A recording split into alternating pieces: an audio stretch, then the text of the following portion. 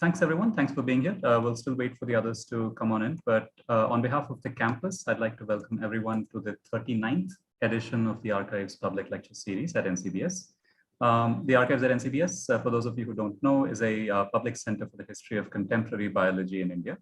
The lecture series is a way, I guess, is both public engagement, but also is a way to sort of spark reflection and conversation between distinguished speakers and their work and the public at large. We've had a variety of talks, of course, and I'll drop the link into the chat window after this to give people a sense of what we've been looking at. Our intent is to really ask very basic or maybe broader questions of how did we get here in a variety of different fields. And we've been very fortunate to have people from various disciplines come and enrich these conversations over the last few years. We started this in 2018, and we've been running this since. And it is our honor and privilege really that Vijaya Nagarajan agreed to do this, and I would say at relatively short notice. Without further ado, I'm just going to introduce her and the talk. Professor Vijaya Nagarajan is an associate professor and recent chair of the Department of Theology and Religious Studies and in the program of Environmental Studies at the University of San Francisco. She writes and teaches on Hinduism, gender, ritual, ecology, climate, the commons, energy, and ethics. She's active in the American Academy of Religion and in environmental movements in the United States and in India. Her talk today is titled Feeding 1,000 Souls, an Exploration of the Kolam. Thank you so much, Vijaya, for being here, and I'll hand it over to you. Thank you. Thank you, Venkat, so much for inviting me to this talk and to the archives. And I'm also deeply honored to be a part of your work, in a sense, to bring this link. I only wish it could be in presence, and I hope someday I can come by and meet all of you in person. So today I wanted to talk about a piece of work that I've been, it's a kind of, I call it one of my life works. I work on things for a long time, and it's a beloved piece of my work, and it's on a women's ritual art tradition in South India called the Kōlam. And so I want to just begin with a quote, and I just want to show you my book that this talk is out of, called Feeding 1,000 Souls, Women, Ritual and Ecology in India, an Exploration of the Kolam. And it was supposed to have an Indian edition, a couple of years ago, but because of the pandemic, it's slowed down. So I'm not sure at what stage it is at right now. So this is a quote that actually begins the book, and it's the chapter 1, Beginnings. And this is a quote from a beloved teacher and friend and mentor. Some of you may know him, may know of him, A.K. Ramanujan. Even one's own tradition is not one's birthright. It has to be earned, repossessed. The old bards earned it by apprenticing themselves to the masters.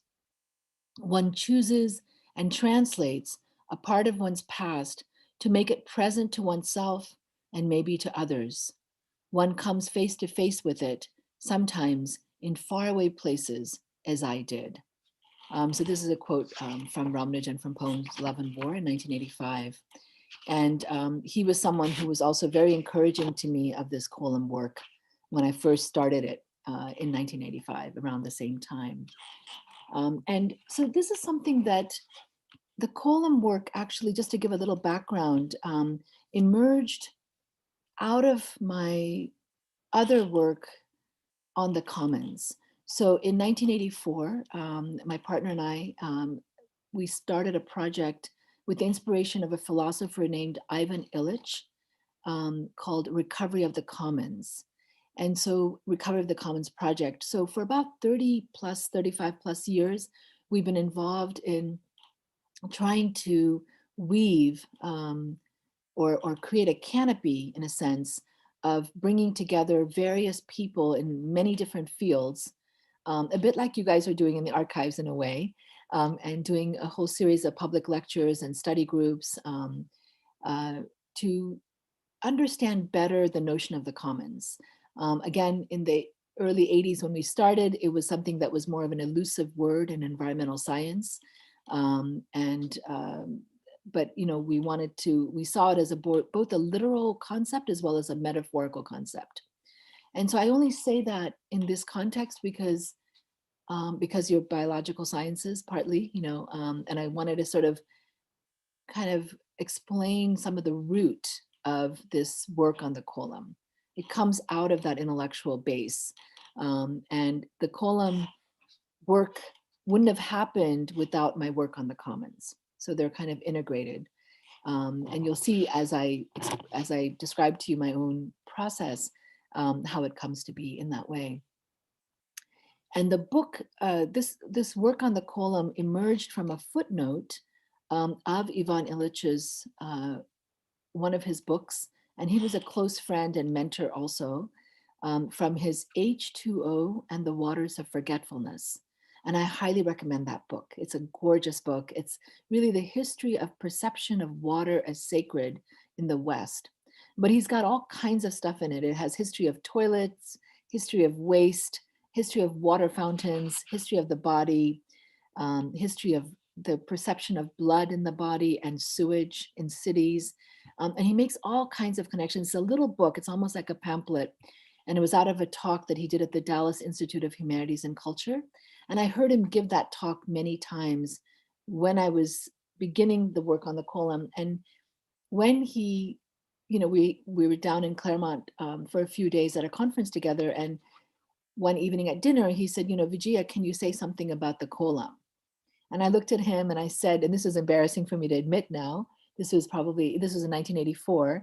And I was a kid in my 20s at the time. And I said, oh, there's nothing to say about the Kolam. It's just something my mother does every morning. But I'm happy to draw some for you the next morning. So, but you have to get up at sunrise, and I found some flour. And so at 4:30 in the morning, Yvonne was an early riser as well. And so, I got up and I drew some columns for him on the threshold of the house that a whole bunch of us were staying at. And then he asked me questions for 3 hours. And I had to say, I don't know. I don't know. I hadn't thought of that. And by 9 a.m. or 10 a.m., as we're sitting there on the stoop and everybody's getting up and getting breakfast, I realized that he had kind of helped me see something through the Kolam that I hadn't been able to see before. And so this exploration, so that's one part of the intellectual work. And then it's wedded in a way. The other side is that my mother, and I will just describe to you a little bit, read a little bit from the book. As a child, I watched my mother create Kolam patterns in front of the many houses we lived in, from India to America and back and forth again. Sometimes these blessing designs were simple, other times they were elaborate. They stretched to the edges of the threshold areas, whether the threshold was in front of our ancestral village summer home in Rataguri in southern India, our government flat in Netaji Nagar in New Delhi, or our suburban townhouse in the Washington, D.C. area. The Kolam seemed to be one of the few constants in my family's nomadic, bicultural migratory life, which crisscrossed continents every few years. So this is something and then as a teenager, just one more paragraph, as a teenager, some of my first memories of the United States were laced with the image of my mother making the Kolam every morning in front of the threshold of our suburban Maryland townhouse. I would wake up before sunrise to the sounds of my mother clearing and cleaning the ground surface, scraping the ice and snow off the gray slate slabs that made up the path beyond our modest home. Taking the ground dry rice flour out of a recycled Gerber's bottle that she kept at the household shrine, she would begin making the Kolam on the cold surface of the slabs in the pre-dawn darkness. If it was a festival day, she would finish the design by outlining it with ochre red paste. Hours later, she would crack blessed coconuts onto the kitchen, catching the coconut milk in a round stainless steel mixing bowl for us to drink later. So this was something, again, as I say, like all of us, we grew up with these traditions and we don't necessarily question them that much. And I was, around 14, 15, I became an atheist. And I just dismissed these traditions, I must say, as a kind of background annoyance or something that I really didn't need to pay attention to. And as you can see, I reflected that in my later conversation a dozen years later with Illich as well. And so then, so I just wanted to say that this book is a kind of, I don't want to say marriage, but a joining of these two forces in a sense, as well as many others. And so I was also working on the Ganga at the same time with Swachh Ganga campaign with V.B. Mishra ji in Benares. And that's where the water work comes in from Illich, and then so the Kōlam work is a kind of footnote that grew into a much larger piece of work. So this is something that what I found astounding about this work on the Kōlam is here is something that's an women's ephemeral ritual art form made with rice flour, and it goes away after a few hours. And it's the meanings of the Kōlam are still sort of revelatory for me, like in the sense that I'm never going to be done with the work on the Kōlam. It's been around for over 1,000 years, and it keeps adding accretions of meanings. It's not a fixed form. It's very permeable and very absorptive in a sense. And I think it really opened up for me how, ritual art is not just bound up in the kind of choreography of ritual, but it's something that is a kind of mirror to our society, and a kind of, and not just even reflection, but also engaged with our traditions, with our society, and has a way of also catalyzing us in a variety of actions and moves. So one of the things that I found just startling was how many layers of meaning. I'm an anthropologist, so an art historian, and of course environmental studies, a political economist by training, and so I had to do mathematics. I had to do design. I had to go into Sanskrit literature, ancient Sanskrit literature, ancient Tamil literature. I had to learn a lot of fields in order to even do this work, and it's why it took part of my lifetime. So let me go ahead and go ahead and start the slides just to give you that.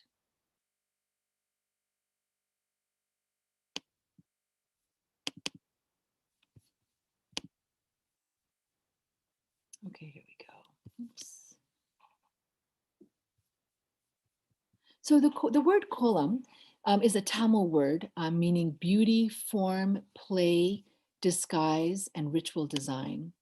And it's something that I searched, I spent a whole semester with Kausalya Hart, who is my Tamil teacher at UC Berkeley, professor, and we looked through all the Sangam literary references, the ancient Sangam literary references, to see what the context of the word Kolam meant, and to look for its reference to ritual design. And there was not one that we could find. Everything was other meanings, disguise, but there was nothing with the ritual design. And the very first reference is really to the Sanskrit word mandala in Andal's poetry, much later in the 8th or 9th century. But we have the first reference is really in the 12th century in some of the wall carvings on temples. So there you have references to patrons who pay for the rice flour from the temple for the Kolam to be made in perpetuity. So it's fascinating that was kind of a patronage classification in the 12th century during the whole temple building boom. And so that's where sort of one of our first references to the Kolam come in terms of our Tamil public space. So this is a lot of the places where I did my fieldwork. I started my fieldwork in 1987, and I was in Chennai, Chidambaram, Salem, Uti, Kotagiri, Coimbatore, Srivilliputtur, Tirunelveli, Madurai. I lived for a year and a half Tanjavur, I lived for a year, and Chidambaram, and villages around all those areas. And so, I obviously, millions of women did it every morning. So one of the frustrations for me was that I couldn't talk to every single woman, because I knew that what I became fascinated with also was how knowledge was constituted. Because of course, the knowledge of the Kolam, not only was the Kolam an aspect of the commons, but in the sense that in many ways, but one of the ways was that it marked the distinction between the private domestic household space and the public space. So it was a marker, it was the sort of marker of porosity. And there are many rituals that can happen on that threshold. But it was also the way that the knowledge of the Kolam was itself constituted. It was a kind of knowledge commons, because every woman who made the Kolam had her own oral tradition in which she was embedded within, from her grandmother, mother, aunts, etc., and uncles and brothers. I mean, there were also men who were also very interested in the Kolam as well. Um, and so she was a repository of that oral knowledge of the Kolam, which was at times very fixed. It was staggering how much of the what the Kolam was and why the Kolam was made was repeated across hundreds and hundreds of women across time and space throughout all these different areas. And what was fascinating was all the differences as well. So that's what this book is about, is kind of the basic sort of repertoire, the basic language of symbols that the Kolam pulls together. And then also the variety of sometimes singular meanings, but meanings that also were unique to people, to women.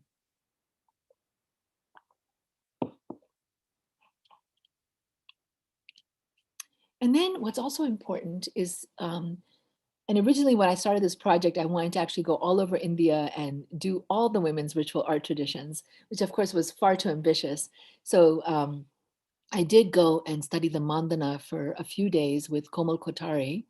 And he also showed me a lot of the commons too in Rajasthan. But I realized I didn't have Marwadi, and I really wanted to be able to do this work with languages. I also worked on the Alpana with Tapati Guha. And, again, there was so many versions, like the Satyan Gujarat, the Rangoli, of course, everybody's popular. Everybody knows about that.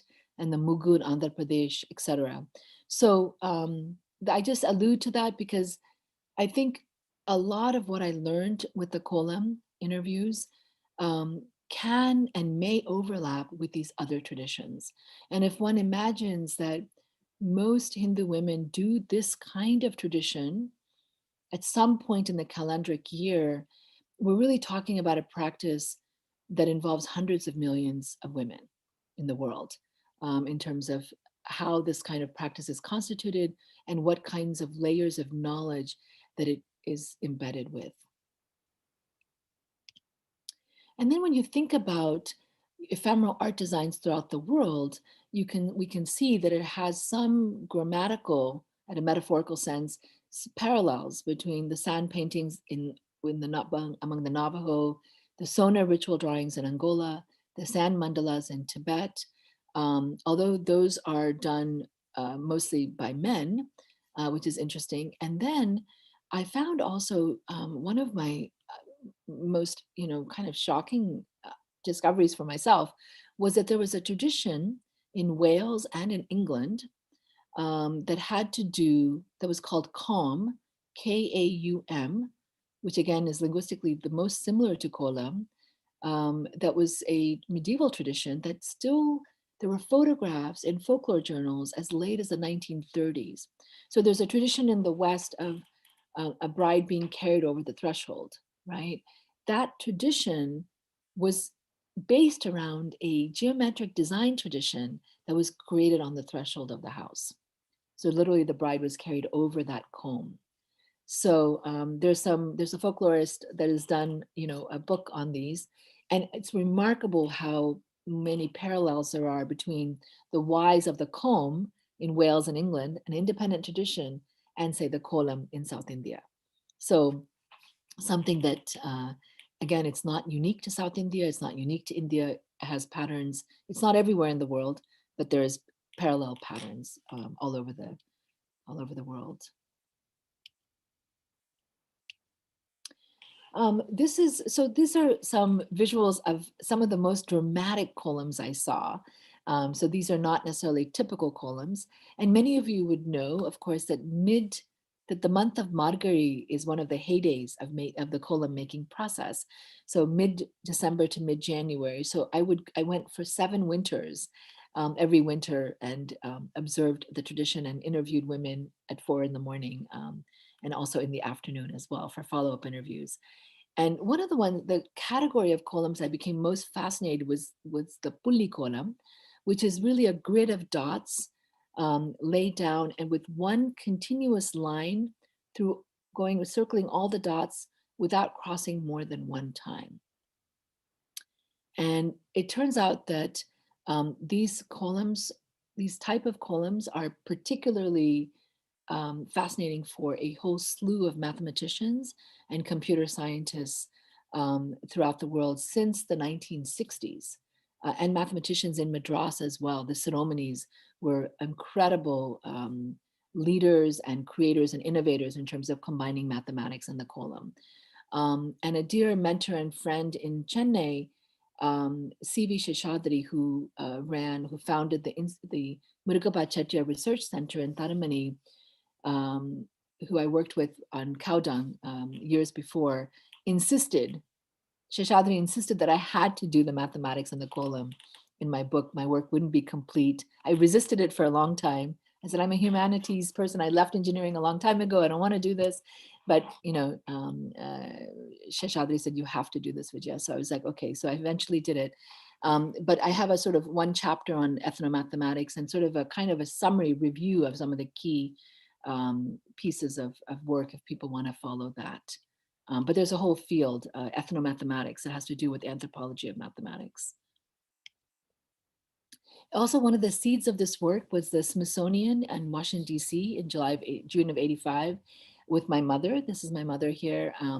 And this was in the Washington Mall, which you can imagine is kind of one of the, I would say, heart places of the United States in terms of folklore. And so it was a tremendous opportunity as part of the Festival of India to be invited to speak about the kolam 3 times, 4 times a day to hundreds and hundreds of people for 2 weeks.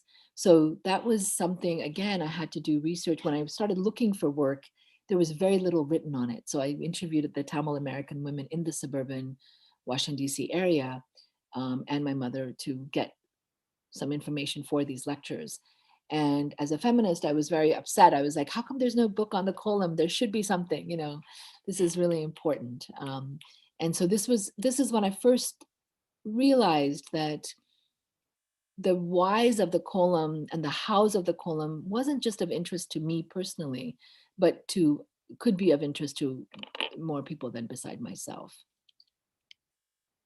So then I started traveling, and Stella Kramrisch was one of my sort of interlocutors at that time, and she had written a few paragraphs, and I said, what more do you know? And she said, that's all I know, just those paragraphs. So if you want to know more, you have to travel to Tamil Nadu, talk to women.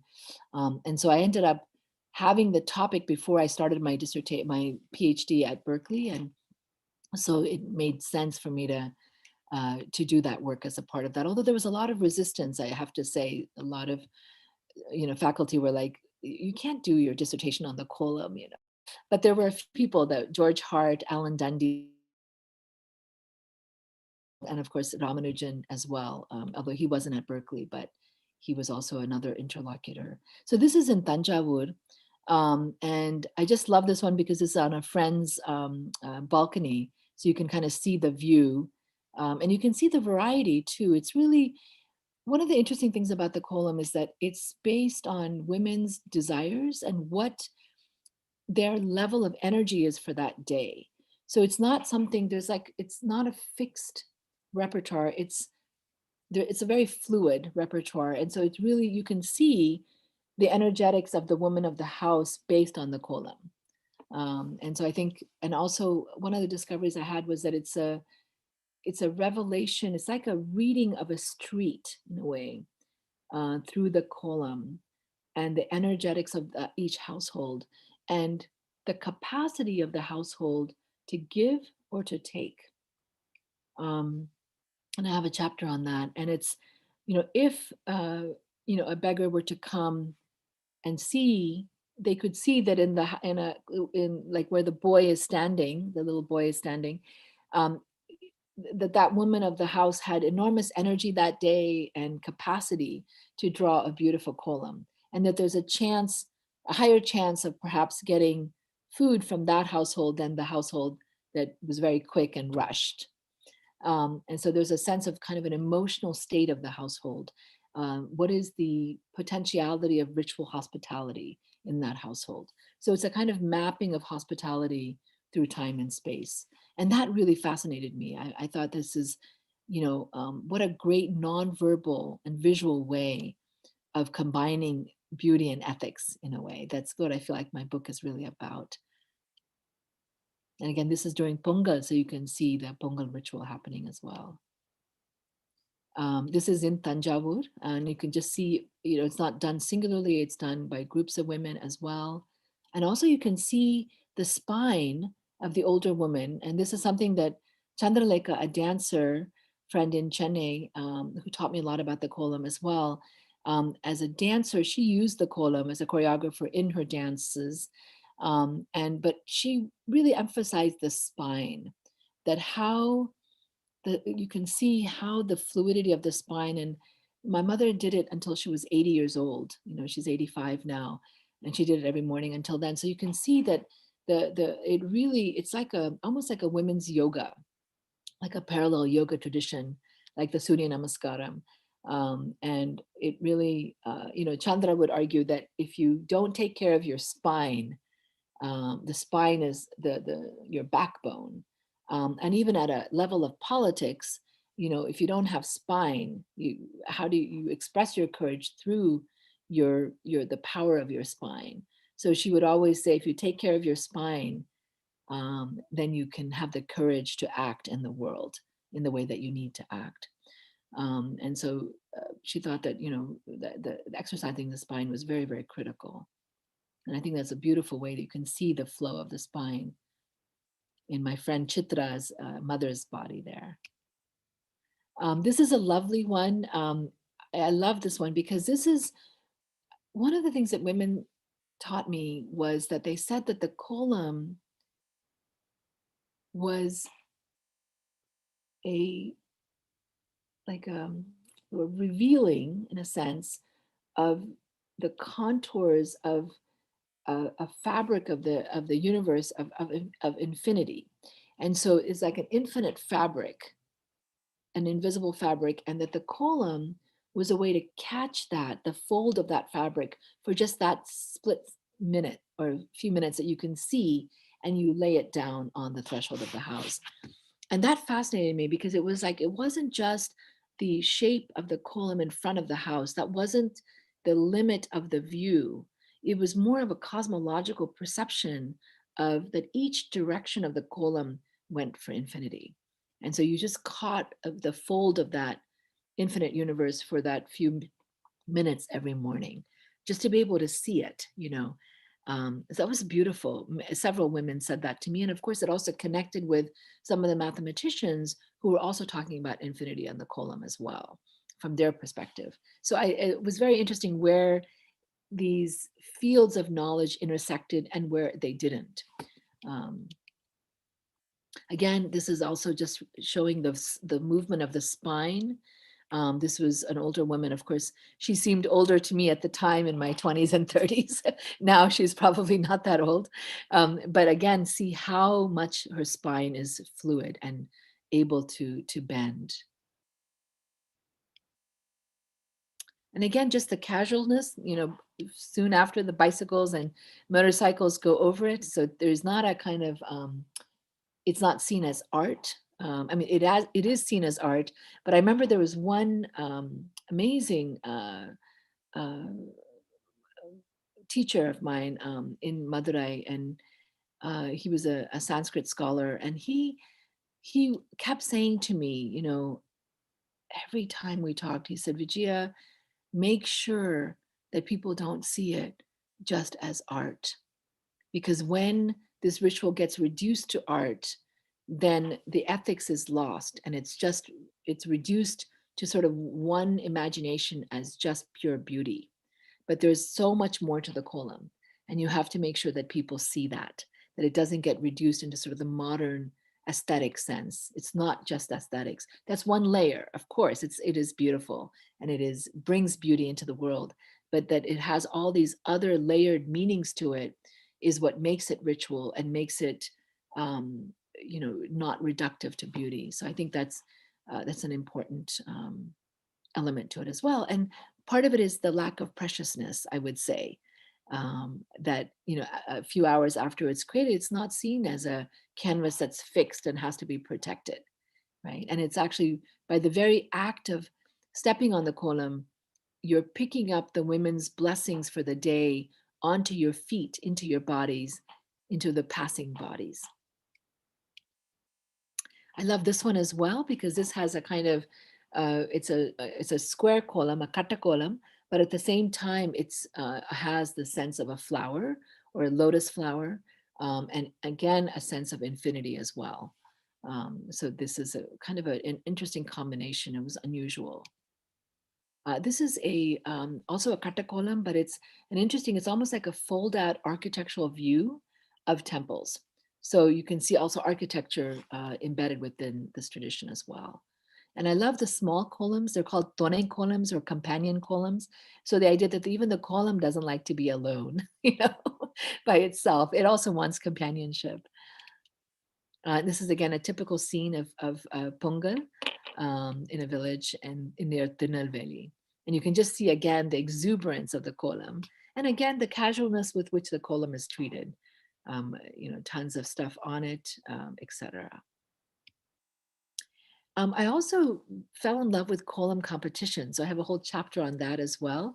And this is during the Andal festival in Madurai, and this is a girls' competition, and it's almost like a track team meet, you know. And not that a gun would go off or anything, but there was like so much excitement over, you know, many young girls and women competing in kolam competitions. And so I went to many of them.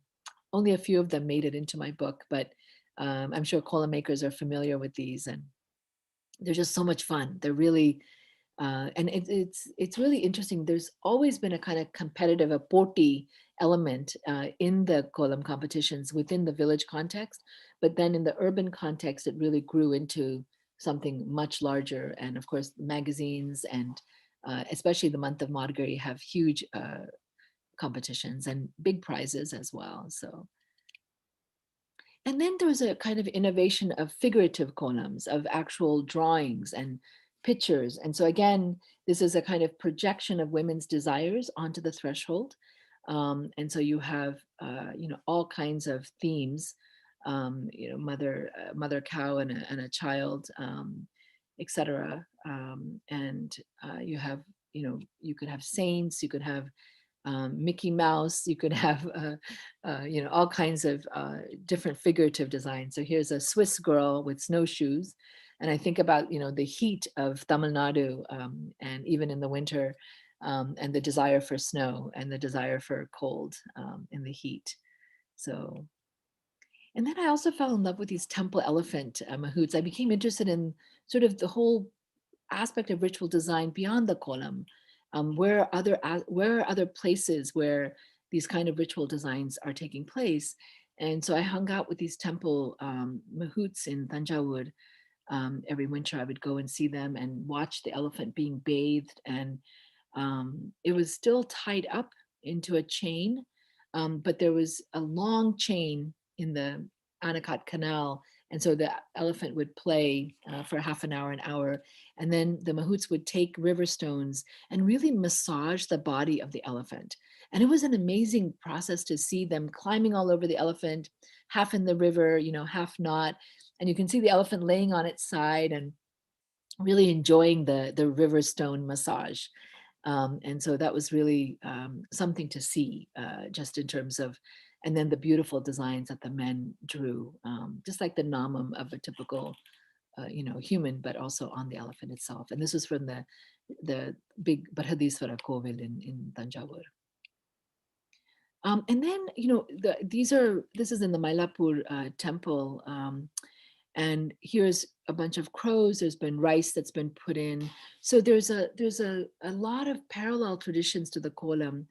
One of the things that I was really struck by, and that's why I call my book Feeding a Thousand Souls, is that there were most every woman I spoke to said, after she gave all the other reasons for making the kolam, she would say, the real reason we do the kolam is to feed 1,000 souls. And that was an amazing thing, that the ants and earthworms and small creatures would eat up the kolam design every morning so that it would disappear by 10 a.m. for the most part. And then there are also other traditions where, a person would feed in a non-reciprocal generosity action to the natural world, and to feed birds, and feed crows, who are supposedly the ancestors, right, coming back. So I just became fascinated by these other rituals of giving food to animals. But I also found that I thought there must be something more to the expression feeding 1,000 souls.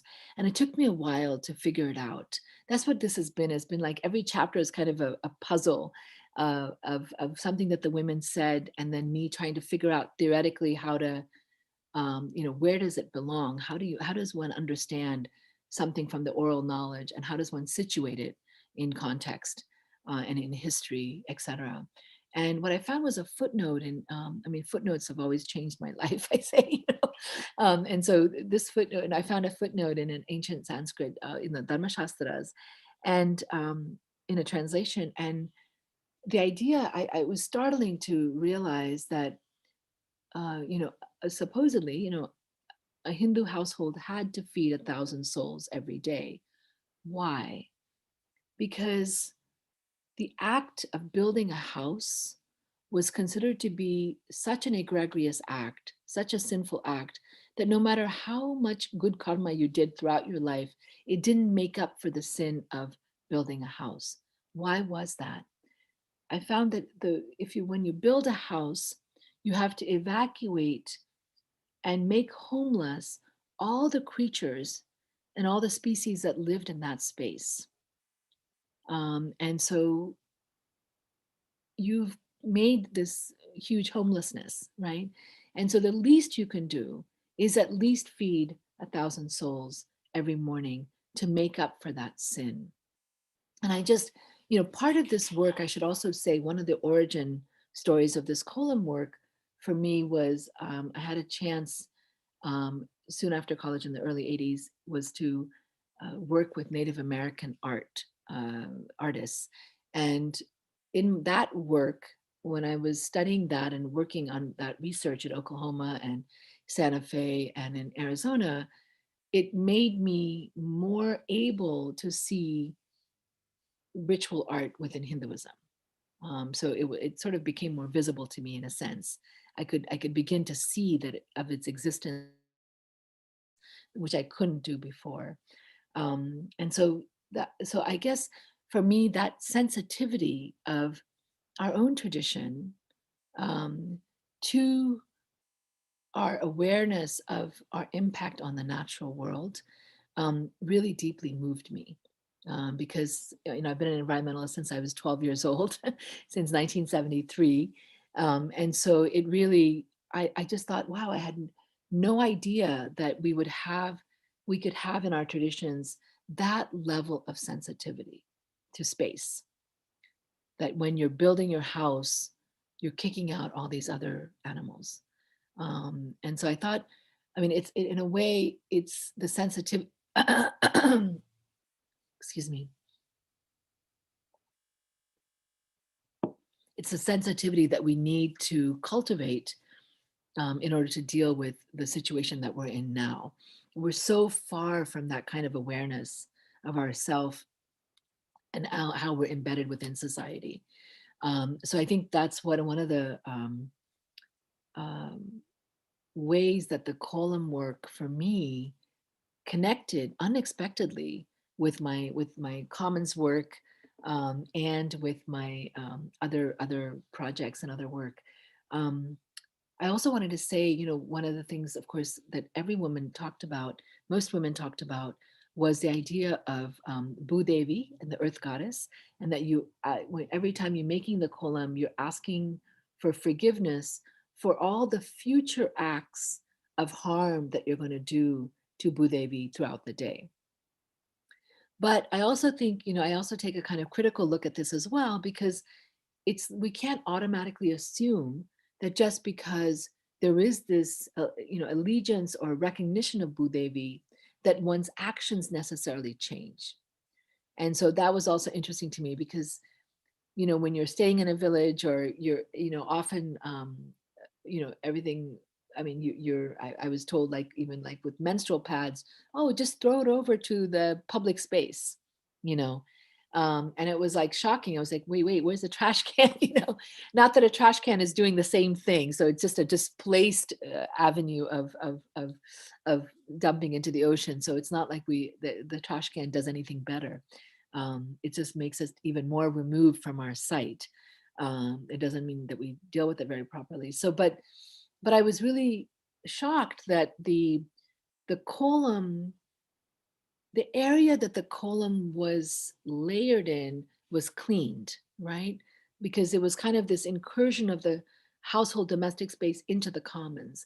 But beyond that, it wasn't necessarily, one couldn't extrapolate that the space that was beyond that would be as cared for. So I think that's important to kind of keep in mind, that it's like, even with the Bharatanatyam dancer, you are asking for forgiveness to the earth goddess for tapping on her, stepping on her, but doesn't mean you stop dancing, right? So you ask for forgiveness, but then you carry on your normal actions. So I think that's an important thing. It's just like almost like a ritual formality of asking for forgiveness, but not necessarily changing your actions as a consequence. So I think that's important to keep in mind. This is a beautiful kolam with the wet rice flour, and this is in the Madurai Meenakshi Kovil. And you can also see a lot of errors as well. It's fixed, so it's not as perfect as it always seems like, so I think that's important to sort of point out. And these are from some of the mathematics chapters, the idea of fractals. So you can see the kind of simple subunit that gets reduplicated across the different layers. So it's what the number C seems very complicated, but it's just a series of subunits that have been expanded. So it makes it much easier to think of how to make them. And that's how women also think of it. They don't necessarily use the word fractals, but they see the duplicative nature of the kolam, so that it can actually be expanded in an imaginative sense, at least infinitely. And one woman I met in Madurai, who was amazing, she actually decided to make 100,000 dot kolam on a piece of cloth with one line circling all the dots. And she wanted to do it on a piece of cloth because she thought if she did it, she wanted to hold on to it. She didn't want to, she didn't want it to just disappear. And she was one of my great teachers as well. And it took her about a year. I mean, she wasn't working on it full time, but so it's interesting also to see how the kolam makers, stretch themselves too, in terms of even within the tradition, to figure out different variations. I love this one as well, because this is an unusual one, because you see a kind of half mirrored symmetry to the kolam. Usually it's a whole symmetry, but here's a half symmetry one. I love this one. This was in Mailadurai, in Mayuram, and it was again at 4 a.m. This took about 2.5 hours. It was a 14-year-old girl, and again, one continuous kolam. And that's the end for the slide part.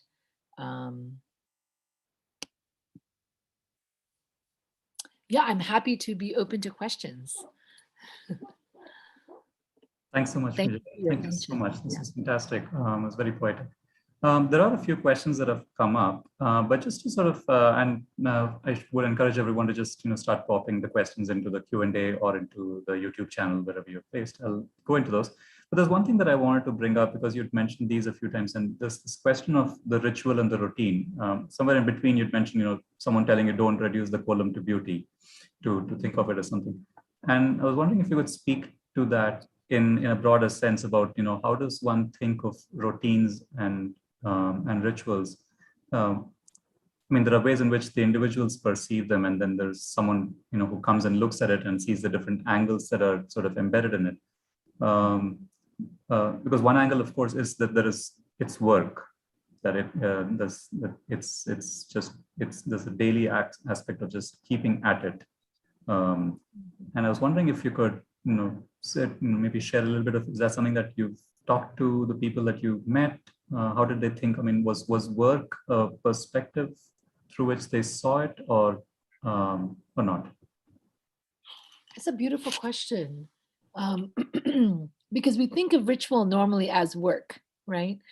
I think it's, again, I would say one of the striking learnings for me with the Kolam was the way that women saw it at many, many different levels. So there wasn't like a unilevel, just singularity of perception, right? So it was ritual work. And sometimes it might be just that. It might be like, let me just get this over with. I've got to do this in the morning and I've got to move on with my day, right? So it's like brushing your teeth almost. Like you've got to, you have to clean your teeth every morning and you don't think about it very much. And the same thing, you just do the Kolam and get it done and boom, you're gone, you're out of there.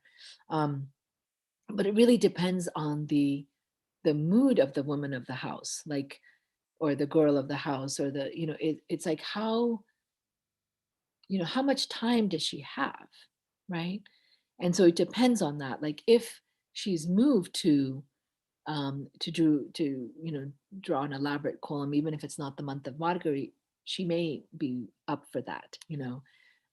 So I think then it becomes something that it's ritual work, but then it turns into something beyond that. It turns into something, I want to make this as a gift of beauty to the world, right?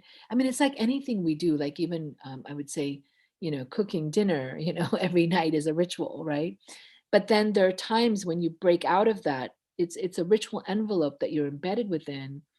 But then there are times when you have energy to make it something beyond the ritual, right? Beyond the work sense, because you want to make a beautiful meal for your family, or so then you're inspired to do that. It doesn't mean you do that every day, but at least the people that you're serving will understand that there's a special energy in that day.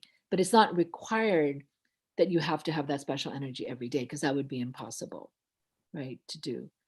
And that was even before sort of contemporary modern, because it's interesting because I started my work before 91 and before 92. And so I started in 87. So I feel like I had a kind of, I don't know, a special glimpse into that pre-1991 world, which was more like the world that I grew up in the 60s and 70s, early 70s in India.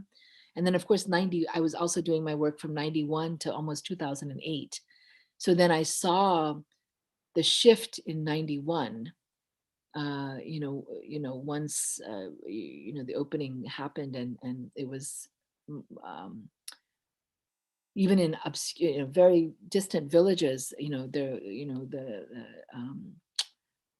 cable TV and all that came in, and so it was like all of a sudden, women were staying up late to watch Hindi movies, and distant villages, and they wanted to know Hindi and they wanted to know English, and so all of a sudden there were Hindi language centers and English language centers popping up in these old houses that had been abandoned this 6 months before, and then also after 92, December 92, after the Ayodhya massacre, it was like also seeing what happened after 92 as well. In fact, I did my main field work from December 92, a few weeks, after the Ayodhya horror. And I remember thinking I shouldn't really go and do this field work I felt like I wanted to help, I wanted to support my friends in Delhi and all over India who were doing, progressive resistance to what was happening in Ayodhya. But then, my friends there said, no, you have to go do the long-term work. You go do the Kolam work.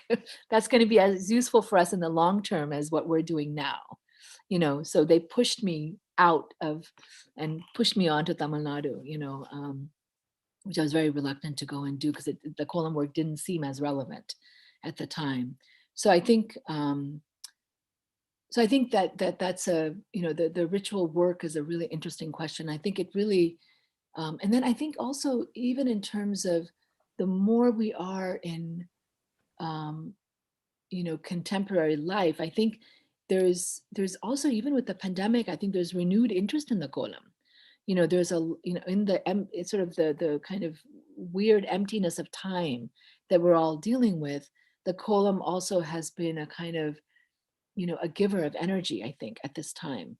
So there's many people that have started blog sites and made their, showed off their Kolams, etc. And so it's very exciting, actually. The Kolam is just growing by leaps and bounds. I can't even keep up with it all, because it was something now that it's become much more of a kind of,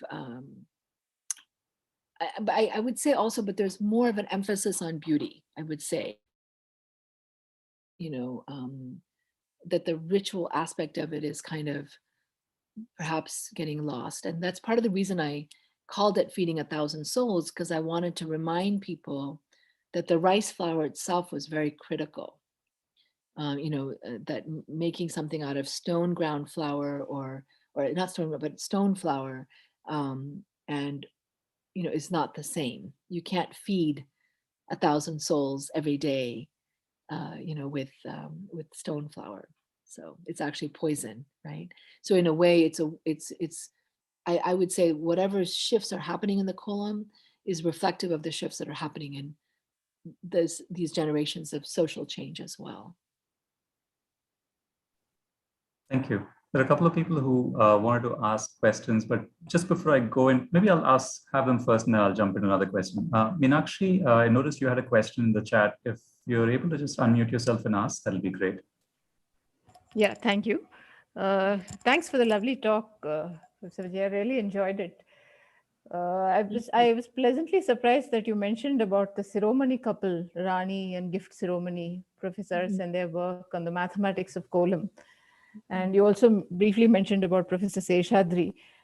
Is there anything that you could talk about that particular chapter of yours? It would be very interesting for me to know, very briefly. Because I studied in Madras Christian College many years ago, and it was a real pleasant surprise for me. Did you study with the Siromanis then, or? No, they were retired, but I knew Mrs. Siromani quite well. She passed away 2-3 years ago. Oh wow! Just recently, yeah. I met with them several times, in the 80s and 90s, and they really were so generous with me, and they just shared their knowledge. And of course, for me, coming from the humanities, it was, there was kind of even though I came from originally I was in engineering and left. I was one of the dropouts of engineering, but I it was harder for me from the humanities perspective to sort of go into their world, completely. But I really respect and admired it enormously. I mean, they did decades of work. And there's many, many citations I have in my chapter on that. And their whole thing was on array grammars. That's one of the things that they specialized in and contributed, of how the Kolam, helped with. What's interesting about the Kolam, and I think this is something that some mathematicians have also pointed out, is that the Kolam is one of the rare women's folk arts that have actually contributed epistemologically to Western intellectual traditions, such as mathematics. So it's a kind of a reverse polarity almost, where the Kolam at a technical level in mathematics and computer science is actually contributing to that field of knowledge. You don't usually have that, right? So I think that's, to me, is remarkable, and quite astounding. And yeah, and I think, and also Sheshadri was just a dear friend, and I was an intern at his institute, and He was just, it was just a beautiful, I don't know if you knew C.V. Seshadri, or Doc as we would call him, but he was an amazing, amazing human being. I mean, I just feel like I don't know, I was just privileged to, you know, get to know them. And he reminded me of Illich. You know, he sort of felt like the Illich of India in a way, if one could say that. I mean, in his very unique way. But he had just a great presence, and you know, he was one of the people that helped found the IITs, and at the same time, you know, soon after got disenchanted with what he had set up, and what that enabled, you know, what it also shadowed. And so he, in 1976, he established the MCRC, helped establish that center, the Photosynthesis and Energy Division. And when I got there in 81, it was incredible flowering of, and it still exists, you know, solar energy, wind, biogas plants, algae. You know, he was, you know, he had a huge number of scientists from different fields and social scientists. So it was I don't know, it's a rare place where that kind of interdisciplinary work can happen. I mean, it's a model for, you know, for the world, I think, in terms of what Shishmadri was able to do. And the Sinomanies, in their own way, I think, were also, you know, they're both different kinds of genius, I really think. And I think the Kolam too is a kind of genius, you know, from my opinion, of you know, women's genius, ritual genius, and epistemological genius in a way. It's 7 o'clock. Sorry, that's my phone. I mean, that's my computer saying that. But Thanks, thank you, Mira. for your Thank you. question. Yeah. I'll just you know, just voice a comment that's come into the questionnaire from an anonymous attendee saying, I quote, maybe Western mathematics is late in catching up with the diverse folk arts spearheaded by women. So I'll just put that out for the folks on YouTube who can't see these comments. Siddharth has a question, I believe. Siddharth, if you're able to unmute and go ahead and ask.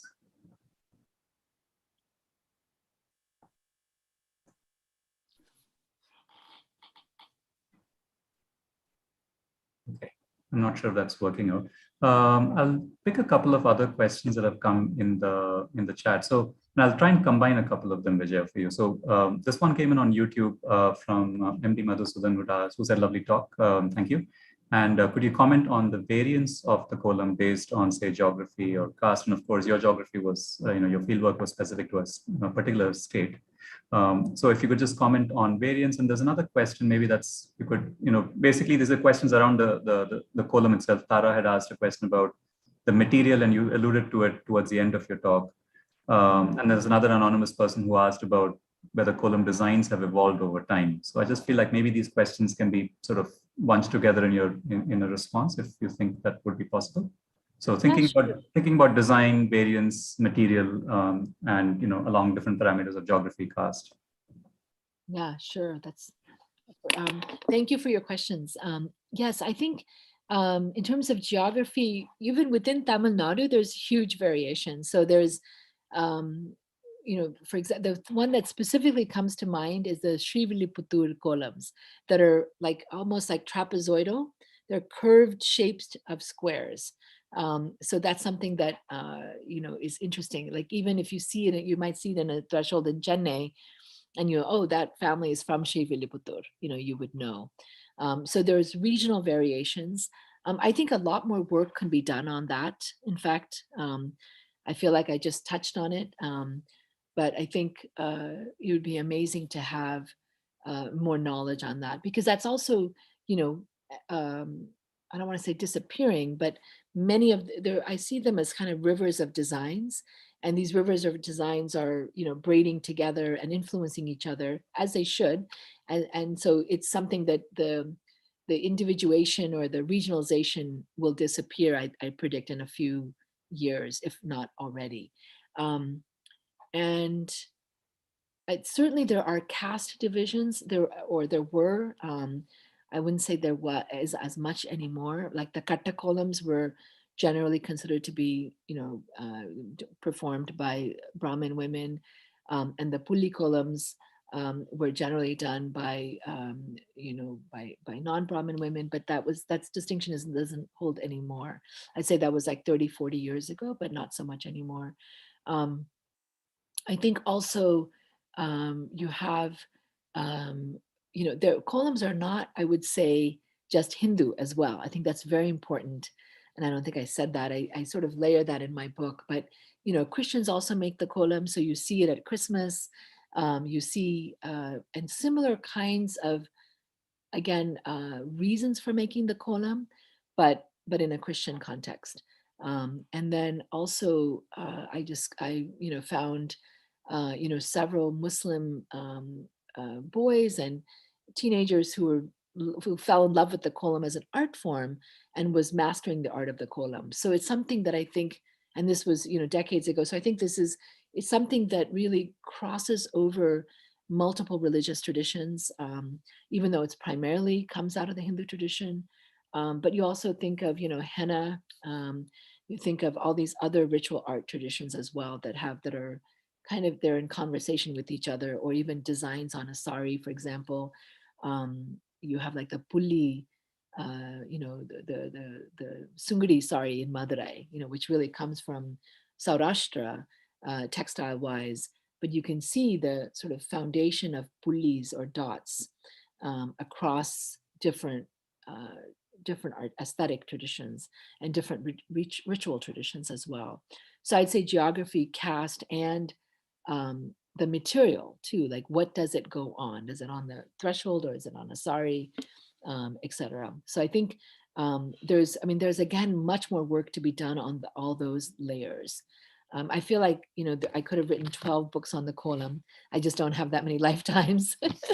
So it's many lifetimes of knowledge that really still need to be kind of brought up with the Kolam in Tamil Nadu. Yeah. And then I guess there was a question about the Alpana as well, right? I think. Right, there was one on that, but just has there been sort of an evolution in the design as well? Is that something that you noticed or spoken to? This was a question that had come up in the Q&A. Right. That's a really interesting question.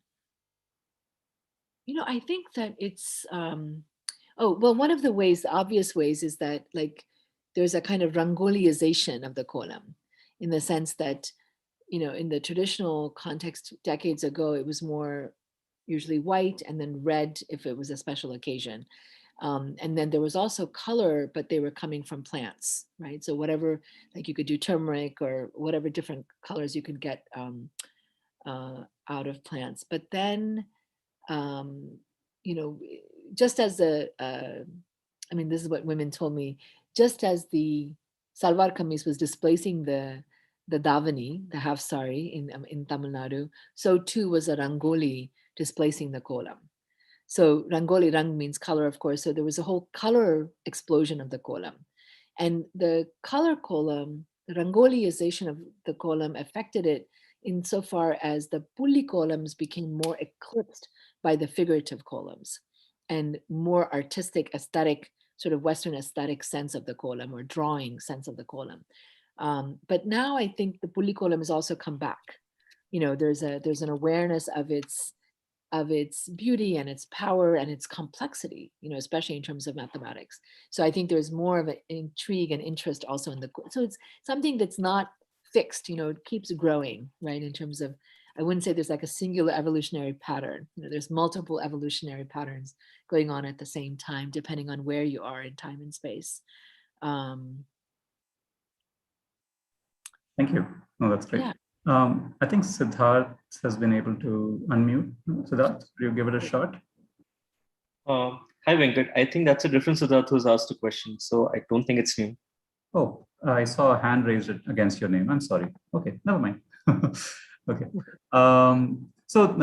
Vijay, you pulled up the Alpana question, which had come up in the chat. So this was, I guess the question is more specifically around etiquette around a Kolam. This is Shalini from on YouTube who said, I quote, my question, since the Kolam is done in front of the house, do we walk over it?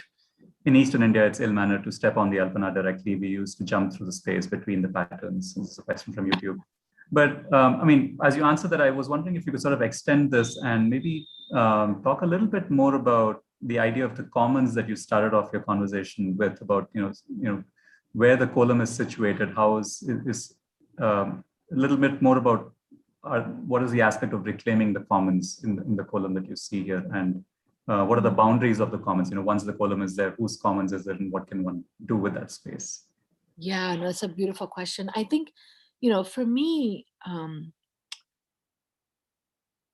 one of the griefs for me for this work and is that to see the locking up of the threshold of the house, the enclosure of the threshold, the enclosure of the porch, the enclosure of the tinne, for example. Because I remember a time when, and again, this was not universally true, but I mean, there's a kind of difference between sort of universality of application of a ritual principle versus even if it's occasionally applied, but there's an aspirational quality to that principle, right? So even if everybody doesn't follow that rule, there's a hope that everybody will, right? So that exists in the culture in some space. So what I mean by that is that, like, there was a whole idea that the tinne, with its openness, was a place that could potentially, again, not that it was always true, but that it had the potential of giving hospitality to a stranger at night, whether it's a pilgrim or, so it was a place where somebody could be fed, a stranger could be fed, where non-reciprocal generosity could take place in that space with someone that you don't expect to get something back. And I think when, I remember in Tanjavur, I remember like between 1 year and the next, it was remarkable because all of a sudden I saw fences, like the enclosure of the porches, of the tinnes in the town of Tanjavur. And I said, what's going on? Why is all of a sudden the tinnes being enclosed? And, people told me that, since you were last here, the first murder between strangers had happened in Tanjavur. And so all of a sudden it was inconceivable. Like, it was conceivable that a person you knew could murder you because of something you did that was clearly related to that maybe that someone perceived that they didn't want your life to exist, right? That was a real, that there could be enmity of that kind between people who know each other. But that someone who was unknown to you, there was a stranger to you that had no relation to you, previous relation to you, would want to kill you in an abstract way was somewhat inconceivable, was a strange new thing, that it, like a beast had come into the town of Tanjavur. And so they said, we have to protect ourselves from this new strangeness, this new violence that has entered us. Now, I didn't have time to go and check the police records and go talk to police and say, oh, is this really true? Or is this something that's sort of the street gossip, and it could very well be that, but it was fascinating that was the perception, right, at the ground level. And I think that's where, and of course also there's so many stories. Even when I was in Madurai decades ago, there's stories of women, the thali being stolen when they're doing the Kolam, or theft happening in that space, that there was a vulnerability to women making the Kolam early in the morning, and the potentiality of violence in that. So that also increased, over, especially, post 1991, I would say. So I think that as the capacity of each household to be receptive to the stranger in terms of ritual hospitality decreased, then I would say that, perhaps, and this is just a hypothesis, this is something that needs to be looked at by social scientists in specific times and places, the increase in violence toward the stranger also seemed to have increased. So it's like there's a relation between, each culture, as we become more and more focused in a way of, our own family, our own individual selves, advance, growth, etc., then the hospitality toward the stranger seems to decline, at an individual level. There seems to be less and less responsibility to that, or capacity even to give at that level. So, I mean, one of the stories that's in my book that again was a kind of revelation for me was, when I was living in Madurai, there was the first refrigerator came into that block, and there was a whole ritual around it. And I was living in a top flat, and I noticed that when this refrigerator, and this was a very good woman neighbor, it wasn't like this was atypical, but as soon as the little refrigerator came, this was in the early 90s, the next morning, I was stunned that this is a next morning when a beggar came to her house, she said, "Shoo, shoo, we don't have anything for you here." So somehow that capacity for storage and I'm not against refrigerators. I think they're good, in the sense that, we need them in order to, not have to cook all the time and 3 meals a day and all that. So that's not a life I would wish for on anyone. And so I'm not against the refrigerator per se, but what I'm interested in is when a technology like the refrigerator comes into a community, any community, and destroys the existing layers of capacity for ritual giving to strangers. I'm just like how do we deal with that, right? As a society, how do we deal with our own, there's rituals that increase our capacity to give, and then there are rituals that decrease our capacity to give to strangers, right? And the more and more decrease there is in our ritual capacity to give to strangers in terms of non-reciprocal generosity, society's links between, those who have and those who have not get weaker and weaker. And it becomes much more of an abstract notion like, oh, that kind of giving is relegated to the state to do. We as individuals are no longer responsible for strangers to have enough food to eat for that day, right? So I think then the whole entire capacity of the society reduces, right? And so I think I guess that's what I'm, wherever that is in the world, and in fact, this happened in the 30s in the United States. Because when I do talks in the United States, people would say, oh, my grandparents would tell me stories of how people would come as strangers and they would give them food. And now with all the public health regulations, you can't do that. If you have extra food for the day, you can't go find, and that's what was interesting about this refrigerator was in Madurai was before the refrigerator came, this woman who had 2 daughters, she would send the daughters out to find a stranger, a beggar, to give the excess food of the house to, because it would spoil, right, by the next meal. And you weren't allowed to waste food. And you always cooked a little extra in every meal. So the children would be sent out, find a beggar, find a beggar. So people would be like, come to our house, to have this extra food, right? And so all of a sudden, in that capacity, then the beggar was necessary for the household not to waste food, right? Was an essential component of that excess to absorb the excess. But then the refrigerator absorbed the excess as storage for that same family. So once the refrigerator absorbed that excess as storage, then the household no longer looked outside of its edges into the commons, so to speak. It's like a relationship of between the household and the commons got severed with the refrigerator.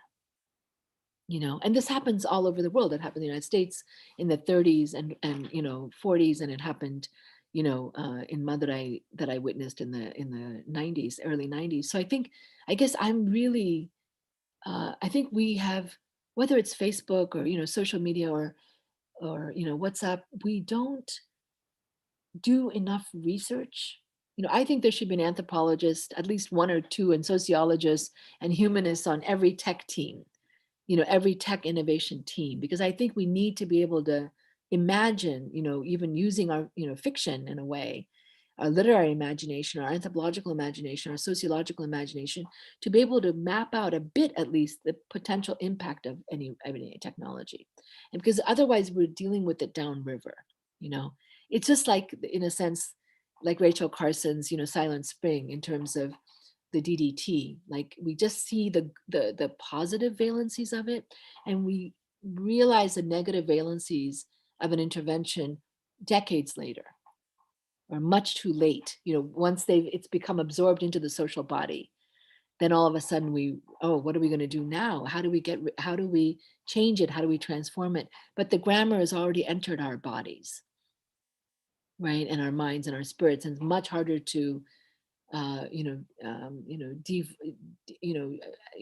to deal with that incursion, because it goes so deep into our psyche than beforehand, right? So I think that's in terms of ethics and engineering ethics, I guess I wish for, and it's interesting because that chapter got published earlier and is being used in engineering ethics classes, as a way for engineers to realize the impact of their technologies. Yeah, so that's one of the reasons I left engineering. And so it's been very nice it's been kind of 50 years later to have, 40 years later, to have this kind of work be used to train the next generation of ethical engineers. So that's a long way around to answer your question, but. No, thanks so much. There's another question in the Q&A, but I think you've kind of covered it, where this person who's anonymous had asked about how do you see the idea of feeding 1,000 souls happening in modern living systems like in apartments. But I think you've sort of covered that to some degree, to sort of how we think about it. So maybe just to wrap up today, because we're almost out of time, I'll come back to something that you started off with, which is the Kolam and the ritual of the Kolam. And Soumya had a question to say, to think about the effect of Kolam and on one's mental health. And I think if I were to broaden this, you brought up this idea of the energy, to say that the Kolam as being a reflection of the person's energy on a certain day. But I was wondering if you could maybe connect or talk a little bit more about Kolam as perhaps a meditative practice, about how it's, has this been something that you've seen in terms of one's mental health and such. So maybe just something that you could talk about there. That's a lovely question. One of the meanings of the Kolam is play. So I think, it's an ancient, definition. And I think in a way, part of what the Kolam allows you to do is it's like this ritual work, but embedded within it is a sense of play and a sense of, creativity. And, women practice on these in the afternoons when they might have time, or whenever they have time. And so I think there's a way in which the Kolam, I don't know, I feel like it's a, I try to actually ask women, is it meditation? And they would always look at me like, what a strange question you're asking, like bewilderment, like, where are you coming from? So I always felt like I was maybe coming from California, asking that kind of question. It seemed very odd at a local level. But I think that I felt that was my own projection in a way, that it seemed like meditative, but it's not something that women themselves, from a traditional, context, necessarily use those kind of words. But certainly, when you look at it, and you look at our sort of modern contemporary context, I think there's clearly, the Kolam is a kind of meditation. And I think it gives a pause to the day.